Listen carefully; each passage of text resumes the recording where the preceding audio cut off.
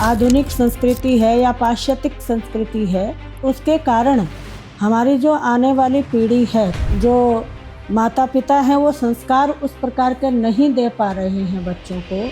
अगर उनको नहीं संस्कार देना आते, वो अपने राष्ट्रीय स्वयंसेवक संघ जो अपनी शाखा लगती है, उस शाखा में पहले जाएं और उसके बाद वो अपनी कथा को प्रारंभ करें, ताकि उनको पता चले कि रासलीला का अर्थ ही राष्ट्रलीला है।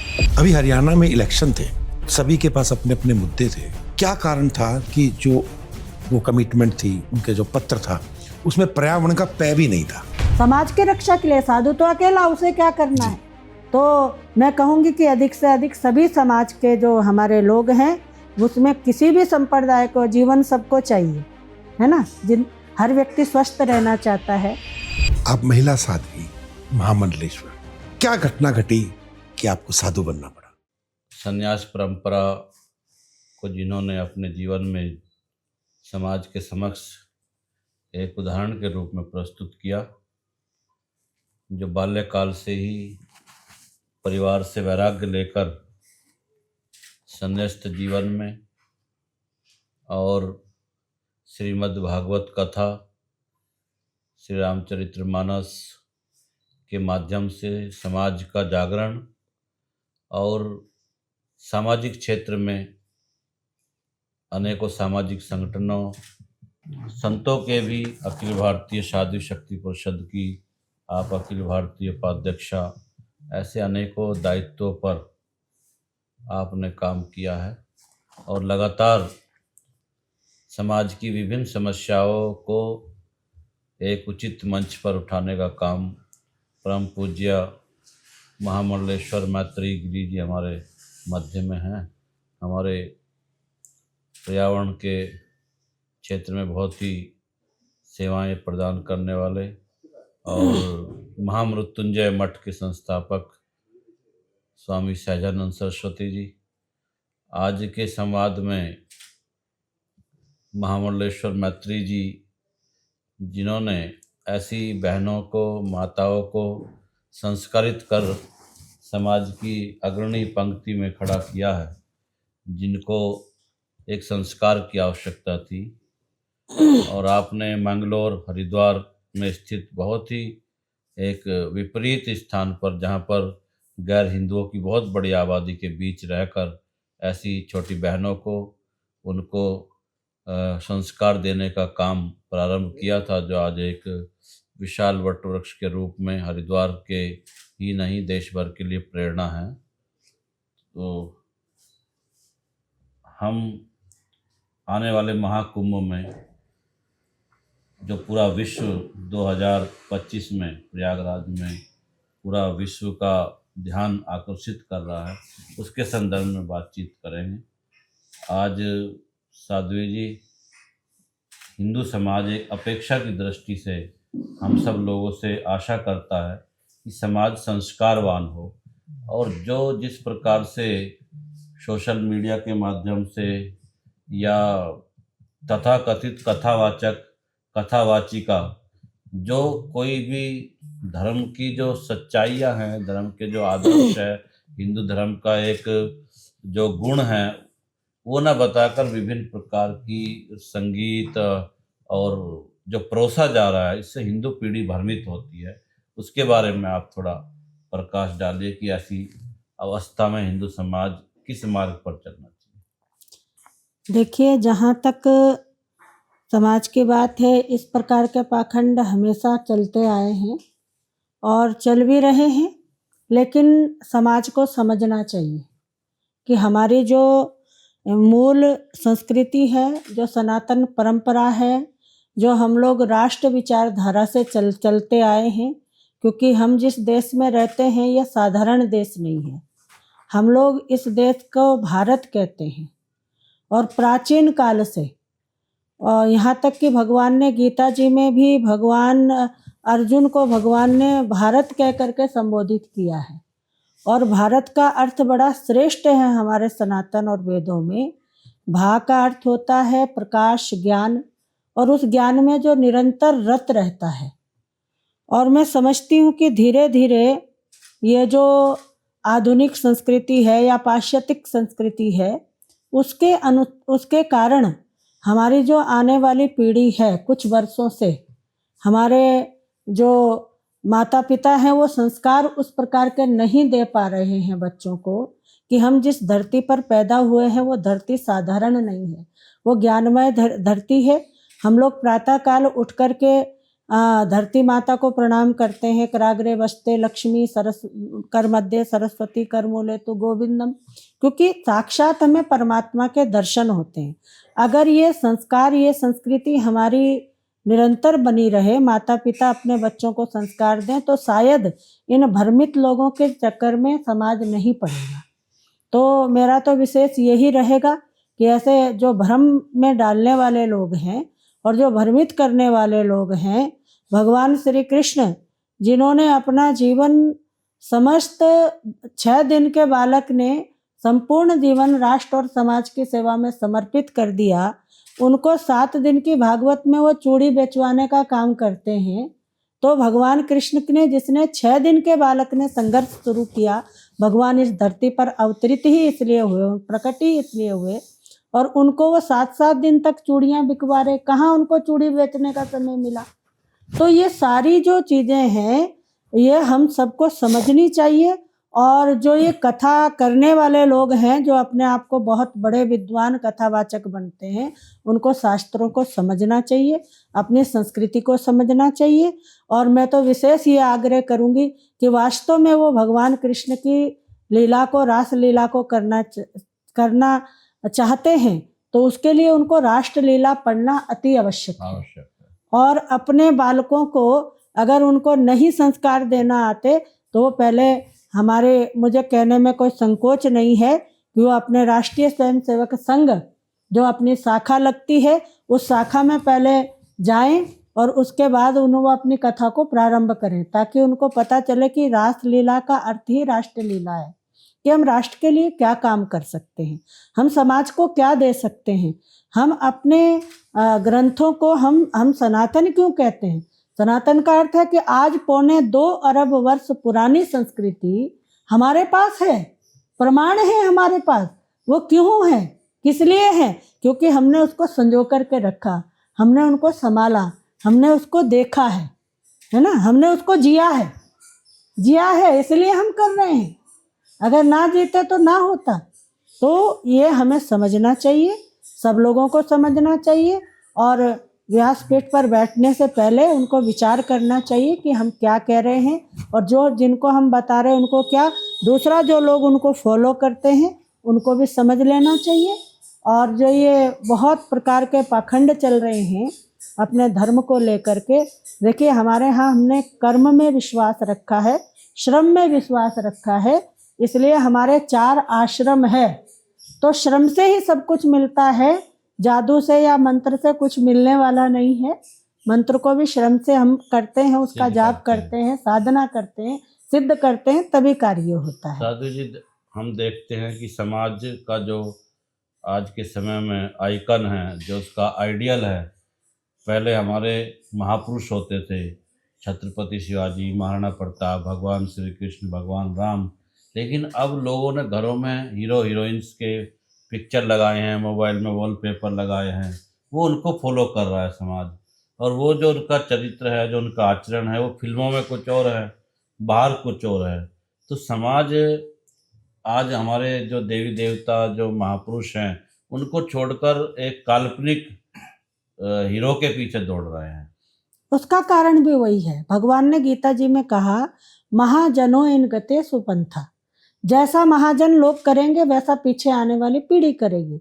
जब माता पिता ने कभी देखा ही नहीं है कि शिवाजी के इतिहास को नहीं पढ़ा, झांसी की रानी के इतिहास को नहीं पढ़ा, अहिल्याबाई के इतिहास को नहीं देखा, दुर्गा माँ के संघर्ष को, 9 शक्तियाँ जो उनके अंदर 8 शक्तियाँ हैं, उन शक्तियों को नहीं देखा, पढ़ा नहीं, विचार नहीं किया, तो संतान कहाँ से वैसी बनेगी? तो ये परंपरा बहुत कुछ बीच के कालों से ही इस प्रकार की है। तो तभी ये समझ पाएंगे ये सबको, क्योंकि उन्हें अपनी संस्कृति को अपनाना ही पड़ेगा। और नहीं तो आज देख रहे हैं कि इन हीरो हीरोइन के कारण क्या हो रहा है और किस प्रकार से समाज की स्थितियां हैं। कि दिन रात हम लोग न्यूज़ के माध्यम से देखते हैं, मोबाइल के माध्यम से देख रहे हैं कि बेटियों के साथ में किस प्रकार के अत्याचार हो रहे हैं। सुबह को गई, अभी मैं परसों ही पढ़ रही थी, एक अखबार में एक न्यूज़ आई हुई थी कि उसमें वो बेटी बाहर गई और दिवाली के दिन वो घर से करवा चौथ के दिन वो अपने जो भी उसका प्रेमी होगा उससे मिलने के लिए गई और उसके 4 टुकड़े करके खेत में फेंका हुआ था। दिल्ली की वो लड़की थी। तो ये सारी स्थितियां तब बनती है जब हम अपनी संस्कृति को, अपने जीवन जीने का तरीका है, और वो तरीका तब तक नहीं आएगा। वो तरीका आपको मोबाइल से नहीं मिलेगा, वो टीवी से नहीं मिलेगा, वो बाहर नहीं मिलेगा, वो आपको अपने इतिहास के अंदर मिलेगा, अपने शास्त्रों के अंदर मिलेगा। जब शास्त्रयुक्त जीवन हमारे घरों में प्रारंभ होगा तो ये सारे महापुरुष भी हमारे घरों में स्वतः ही आएंगे। हम महिला पुरुष में भेद नहीं करते हमारे शास्त्र, और हमारे यहाँ नारी का बड़ा सम्मान भी है। उसके बावजूद भी आज समाज में नारी को जो सम्मान मिलना चाहिए था वो सम्मान प्राप्त नहीं हुआ। और हम देखते हैं कि नारी को एक हे दृष्टि से समाज ने उसको परोसा है, फिल्मों ने या ऐसे टीवी सीरियल, वेब सीरीज के माध्यम से उसका स्थान निम्न करने का प्रयास किया गया समाज में। जबकि हमारे यहाँ गार्गी और ऐसी महिलाएं हुई है जो एक समाज में आदर्श थी, जैसे आपने नाम लिया। इसका कारण है भैया, देखिए बहुत जगह में यहाँ मातृशक्ति की भी कुछ त्रुटि बताऊंगी आपको। उसका कारण है कि पहले जो गार्गी, मैत्रेयी, अहिल्या, अनुसुईया, इन सब का जो हम लोग कहते हैं उनका जीवन वैसा था, तो वहाँ व्यक्ति झुकता है। हम लोग श्रीमती कहते थे। श्रीमती का मतलब जिसकी सुबुद्धि है और वो घर को चलाने वाली है ना। कहाँ कहते हैं कि महिलाओं को सम्मान नहीं था? सम्मान था। उनको अपने बगल में हम बिठाते थे पूजा के लिए। बिना लक्ष्मी के, बिना पत्नी के पूजा नहीं होती। हम श्रीमती कहते हैं, हम अर्धांगिनी कहते हैं, है ना। तो उसकी पूजा तो हमेशा हुई है, पर उस पूजा के लायक उसने अपने आप को कहीं ना कहीं गड़बड़ी है ना। सबके लिए मैं नहीं कहती हूँ, पर पहनावे को लेकर के कह दीजिए, रहन सहन के को लेकर के कह दीजिए। माना कि बहुत युग अच्छा उस समय भी था। झांसी की रानी ने तलवार उठाई, कोई साधारण नहीं थी। गार्गी ने, मैत्रेयी ने शास्त्रों को उठा करके शास्त्रार्थ किया, कोई आसान बात नहीं थी। उन्होंने किया, कब किया है? सती सावित्री यमराज से अपने पति को वापस शास्त्रार्थ से लेकर के आई है कि मैंने शास्त्र में ऐसा पढ़ा है, वेद में ऐसा पढ़ा है कि जो स्त्री अपने पति के अलावा किसी पर पुरुष को दूसरी गलत दृष्टि से ना देखे और वो अपने सतीत्व से जीवन जिए, तो उसके सामने उसका पति कभी जा नहीं सकता है ना। और उन्होंने कहा मैंने पूरा जीवन अपना सतीत्व में जिया है। तो शास्त्रार्थ उसने वेदों से शास्त्रार्थ, यमराज से कहा या तो वेद झूठे हैं या मैं झूठी हूँ, बताइए क्या, या आप गलत कर रहे हैं। यमराज को हारना पड़ा, सत्यवान को वापस लाना पड़ा। तो ऐसा नहीं है, माताओं की इज्जत है, माताओं की इज्जत रही है, माताओं की का सम्मान रहेगा। मैं कहती हूँ रहेगा, पर वहाँ जहाँ गड़बड़ है, जहाँ हम लोग अपनी प्रदर्शनी स्वयं लगाती हैं, तो इसका जिम्मेवार कौन है? उसका जिम्मेदार हुए स्वयं है, क्योंकि माँ के हाथ में सब कुछ है। हाँ, तो माँ क्यों नहीं सत्संग गई, या पुरुष क्यों नहीं सत्संग गया? अब आज जा रहा है। पिछले 30-40 सालों से अगर आप भीड़ देखेंगे बाहर, तो युवा वर्ग सत्संग में, कथा में नहीं है। हाँ, माँ है उसकी, मौसी है उसकी, नानी है उसकी, बुआ है उसकी, ताऊ है उसका, पिता है उसका। इसका मतलब जो ये एज है, ये लगभग 40-42 साल के लोग हैं, 50 साल के लोग हैं, 52 साल के लोग हैं। वो जिस भीड़ में जा रहे हैं, उनको जो ज्ञान परोसा जा रहा है, विषय वही है जो स्वामी जी ने कहा। बगैर दीक्षा के जो कथावाचक बन के बैठ गए हैं, वो उनके आइकॉन बन गए। आम व्यक्तित्व को तो नहीं पता ना सत्य क्या है, आचरण क्या है। आज जो कथा में बैठा हुआ व्यक्तित्व जो भारी रूप से आचरण दिखा रहा है, वो सभी लोग उसको पूज रहे हैं। अंदर से उसका आचरण क्या है, तो इसका जिम्मेवार कौन हुआ? वो तो नहीं हुआ, वो तो कथा में जा रहा है। तो इसकी गहराई में आप किसको जिम्मेवार मानेंगे? नहीं, इसमें ऐसा है, देखिए आप कहेंगे कि वो कथा में जा रहा है जी, पर उन श्रोताओं से भी हम देखें कि वो कितना अपने जीवन में उतार पा रहे हैं, जी है ना। मान लिया जाए सुनाने वाले में उतना वजन नहीं, सुनाने वाले में भी वजन चाहिए जी उसके बाद ही प्रभाव पड़ेगा, जी है ना। जी प्रभाव तभी पड़ेगा, जी तो इसलिए विचार करना चाहिए। और इसमें देखिए कहीं ना कहीं गलती हमारे धर्माचार्यों की भी है। जी अगर आप मेरी बात को समझ रहे जी हैं तो यहाँ धर्माचार्यों की भी गलती है। जी हम क्यों नहीं इस प्रकार का एक नियम लगाते कि भाई इस परिस्थिति के लोगों को ही ज्ञान देने का तो क्या इस अधिकार कुंभ है। 2025 में हाँ, इस विषय पे कोई आत्म मंथन होकर एक नियम बनेगा? बिल्कुल होना चाहिए, बिल्कुल होना चाहिए। इसमें एक बात आपको और बताती जी। हूँ, हमारे पुराणों में मुगल काल के समय में जी। बहुत सारे छेपक जोड़े गए। जी मैंने कुछ विद्वानों से चर्चा भी की है। जी मैं खुल के भी नहीं बताऊंगी, पर बताने वाले बताते हैं। तो उससे क्या है कि कुछ आने वाली पीढ़ी प्रभावित भी होती है, जी है ना।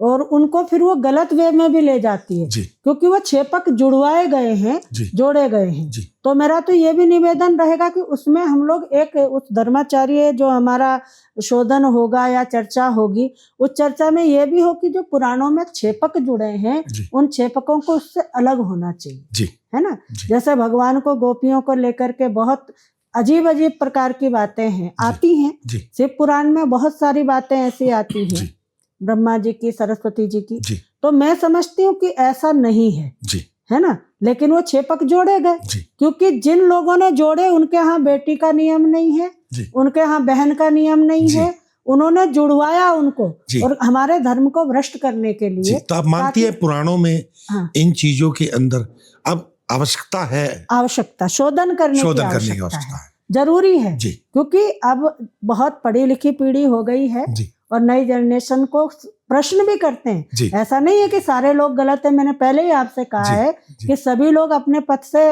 भ्रमित हो रहे हैं, नहीं। जी वो प्रश्न पूछते हैं आपसे, जी। वो अपनी दादी से जो दादी कथा सुनने जाती है वो प्रश्न पूछते हैं जी कि आप बताइए ऐसा सरस्वती जी और ब्रह्मा जी का प्रसंग क्यों है, जी है ना, या अन्य ऐसा और क्यों प्रश्न है। जी। अब वो सुनाने वाले सुनाते हैं कि 16,000 रानियां थी, जी कहीं वो मंजन कर रहे थे, कहीं वो भोजन बना रहे थे, कहीं वो बच्चे खिला रहे थे। अरे 16,000 थी कौन है? वो 16,000 जो थी वो भगवान ने उनको छुड़ाया, जी उनको संरक्षण दिया। जी और जो संरक्षक है वो पति होता है, प्रजापति होता जी है। जी उसमें बच्चे पैदा कहाँ से हो गए जी हैं? वो रानियां पहले ही थी, जी पहले ही वो रानी थी, जी लेकिन वो पटरानियां थी पहले। उन रानियों की व्यवस्था भगवान ने बनाई, जी उसको उस बात को नहीं बताएंगे। जी वो ये बताएंगे कहीं वो मंजन कर रहे थे, कहीं वो नहा रहे थे, कहीं वो किसी के साथ खेल रहे थे, किसी के साथ खा रहे थे। ये जी। सब काल्पनिक बातें होती जी हैं, जी छेपक जुड़े हुए होते हैं। आम जन को नहीं हाँ। पता क्यों काल्पनिक है।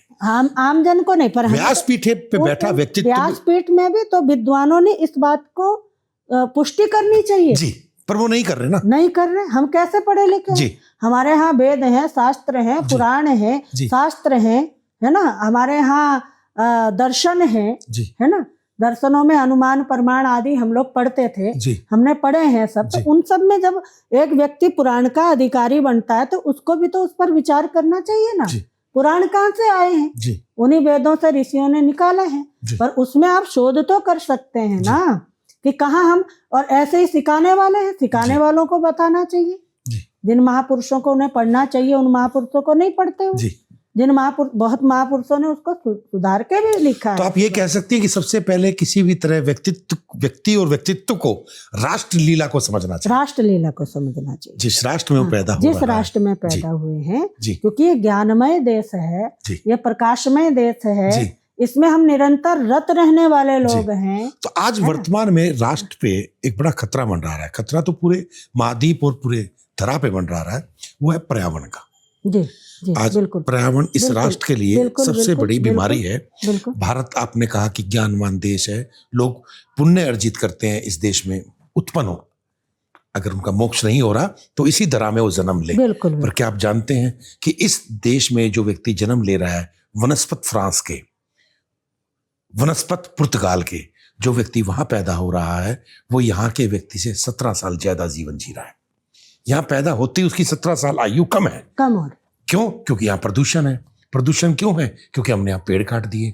हमने इतना औद्योगिकरण कर दिया। तो इस समावेश पे जो 2025 का महाकुंभ है, जिसमें वर्ल्ड क्लाइमेट चेंज सभी संतों के साथ एक आत्म मंथन करते हुए पूरे विश्व को एक दिशा निर्देश दे पाए, इस विषय में आप क्या कहते हैं? नहीं, बहुत अच्छी बात है जी क्योंकि बिना वनस्पति के हमारा जीवन नहीं जी है।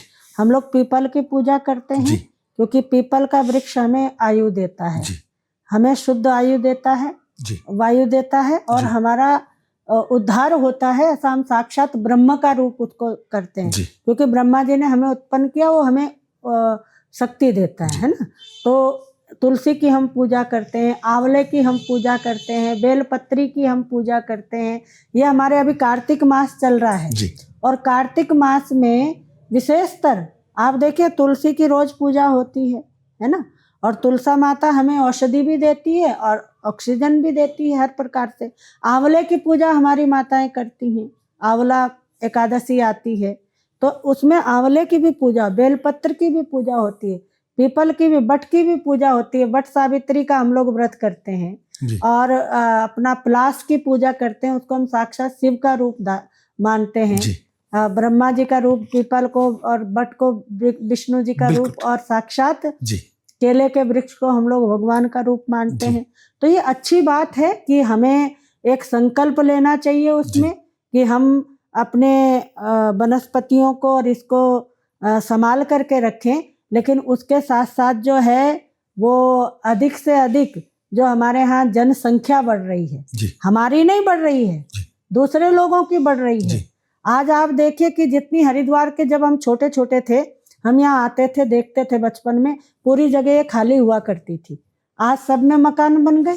किस लिए बन गए? ऐसा नहीं है कि केवल हिंदुओं का ही ये परिवार इतने हैं, नहीं, अधिक से अधिक इतने बाहर से आ रहे हैं या दूसरे जितने लोगों को हमने, हमारे महापुरुषों ने बड़ी कृपा की है, महात्मा गांधी जी जैसों ने, कि जिनको शरण दी है और शरण देने के बाद में जो 40 थे वो आज 40 लाख हो गए हैं। जी क्या करेंगे आप? बहुत बड़ा है ना, ये जी। बहुत बड़ी है। जब तक जगह पेड़ पौधों के लिए नहीं होगी, घर होते थे, खुली जगह होती थी, चारों तरफ वृक्ष होते थे, और कुछ ऐसी मेहरबानी की आधुनिकता इतनी हो गई, पहाड़ों को बिल्कुल खोखला कर दिया है, दिल्ली जैसे महानगरों को बिल्कुल खोखला कर दिया है। कहाँ से जल आएगा, कहाँ से औषधि आएगी, कहाँ से पानी? किन्होंने खोखला कर दिया? समाज ने। तो समाज का मार्गदर्शन रही कोई तो हमारी सरकार भी कर रही है। तो सरकार किसने बनाई? सरकार, ये समझना चाहिए ना समाज को। अब ये सारा जब हम प्रारंभ करेंगे, कोई नियम देखिए, सरकार हमारे बनाने से बनती है ना। दूसरा, हम जैसा कहेंगे वैसा होना चाहिए जी, आगे फिर बनेगी। अभी हरियाणा में इलेक्शन थे, सभी के पास अपने अपने मुद्दे थे, तो क्या कारण था कि जो वो कमिटमेंट थी, उनके जो पत्र था, उसमें पर्यावरण का पै भी नहीं था? नहीं था, पर्यावरण का पै नहीं है। इसके पीछे क्या रीजन है? क्या सरकार को समझ नहीं है? हर व्यक्ति को अपना स्वार्थ है जी, मैं आपको बताती हूँ, जी। हर व्यक्ति का अपना स्वार्थ है। समाज की मांग होती है, उसकी डिमांड होती है, मेरा नाला बनना चाहिए, जी, मेरी सड़क बननी चाहिए, जी, मेरी नहर बननी चाहिए, मेरे घर के आगे ये होना चाहिए, बिजली लगनी चाहिए, ये सब। लेकिन उसने ये मांग नहीं की कि हमारी जगह इतनी होनी चाहिए कि जिसमें वृक्ष लगे, हम बचें, जी, हमारा मुझे एक शुद्ध वायु चाहिए। हॉस्पिटल होना चाहिए जी, हॉस्पिटल, क्योंकि बीमार होएगा तो वहां जाएगा, जी। पर ऐसी स्थिति पैदा हो कि क्यों हो? हॉस्पिटल ना हो, जी, जी, है ना। जी, तो वो मांग समाज को करनी चाहिए। जी। तो क्या इस बार कुंभ के अंदर पर्यावरण को लेके जो अमृत निकल के आएगा, उसके लिए आप आम जन को क्या सलाह देते हैं? हम बिल्कुल ये कहेंगे, समाज को ये कहेंगे कि हमें जो संत अच्छा कार्य कर रहे हैं, और क्योंकि संत का जीवन समाज के हित के लिए है ना। भागवत जी को लिखने का कारण ही व्यास जी का हुआ। उन्होंने देखा कलयुग में सारी परिस्थितियां पैदा होगी, है ना। तो नारद जी ने पूछा कि आप क्या किस लिए चिंता कर रहे हैं? तो व्यास जी ने कहा मैं देख रहा हूँ सब कुछ जी। तो उन्होंने कहा कोऽपि नवीन मार्ग प्रकाशिता, कोई ऐसा नवीन मार्ग अपनाइए कि जिससे कलयुग का कल्याण हो जाए, जी, है ना। तो व्यास जी को समझ में आ गया उन्होंने तुरंत ऐसी भगवान की लीलाओं को, भगवान के इस ग्रंथ को लिखा कि समाज उससे सीखे। जी। विज्ञान है उसके अंदर। जी। ऐसा ही संतों की एक चिंता रहती है कि मैं समाज के लिए, राष्ट्र के लिए क्या कर सकता हूँ, जी। क्या मुझे करना है। और एक आप जैसे महापुरुषों के मन में एक उत्पन्न हुई है जी। कि मुझे कुछ करना चाहिए, जी। है ना, उसके एक नवीन मार्ग निकालना चाहिए कि पर्यावरण का में रक्षा होनी चाहिए, समाज की रक्षा के लिए। साधु तो अकेला, उसे क्या करना है। तो मैं कहूँगी कि अधिक से अधिक सभी समाज के जो हमारे लोग हैं, उसमें किसी भी संप्रदाय को जीवन सबको चाहिए, है ना। हर व्यक्ति स्वस्थ रहना चाहता है। सबके लिए मैं यही कहूँगी कि आपका सहयोग, हम सब मिलकर के हमारा सबका सहयोग करें। यही मेरा समाज के लिए और अपने जनता जनार्दन के लिए यही प्रार्थना है। आप महिला साध्वी, समस्त साधियों के। हाँ जी। आप महिला साध्वी, महामंडलेश्वर, क्या घटना घटी कि आपको साधु बनना पड़ा? ऐसा कोई घटना नहीं घटी मेरे जीवन में। मैं तो पूर्व जन्म से ही ऐसा यात्रा अपना रहा है जी। कि जिससे मैं बचपन से ही, जब से मैंने होश संभाली कि मैं कुछ अलग हूँ जी। ऐसा रहा जी। और उसी से मैं चल रही हूँ। और मुझे अभी तक ये पता नहीं मुझे कितने वर्ष हो गए। मैं जब कोई कहता है कि आप इतने वर्ष के हो गए, मैंने कहा अच्छा अभी इतने हो गए। ऐसा हो गया जी। मतलब राष्ट्र और समाज के लिए जी। अपना जीवन, मतलब जिसलिए हमको मिला जी। भगवान ने जो कुछ कराया, हम इतने व्यस्त रहे तो कि पुरुष प्रधान समाज हुआ भारत में, तो कभी किसी तरह का कोई संकट, कोई कष्ट, कोई व्यंग, कोई टोन ऐसी नहीं मिली? नहीं, ऐसा कुछ नहीं मेरे जीवन में भगवान की कृपा से जी। क्योंकि मैंने कभी, जैसी अपनी दृष्टि होगी ना वैसी सृष्टि होती, जाकी रही भावना जैसी प्रभु मूरत देखी तिनतेसी।